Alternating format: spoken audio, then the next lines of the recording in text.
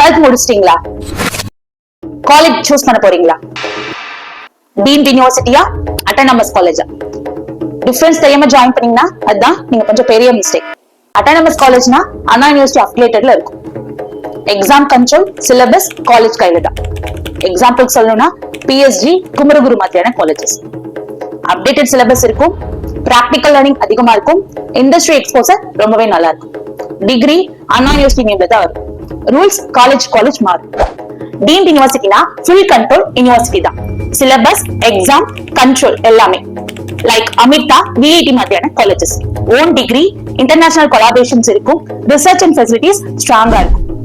யூஸ்வலா ஃபீஸ் கொஞ்சம் அதிகமா தான் இருக்கும், ஆனா அட்மிஷன் ப்ராசஸ் ரொம்பவே ஸ்ட்ரிக்டா இருக்கும். சிம்பிளா சொல்லணும்னா அட்டானமஸ்னா university power plus college freedom. Deemed full university power. நீங்க எதை சூஸ் பண்ணுவீங்க? டீம்ட் யூனிவர்சிட்டியா அட்டானமஸ் காலேஜா? கமெண்ட்ல சொல்லுங்க. தேங்க்யூ.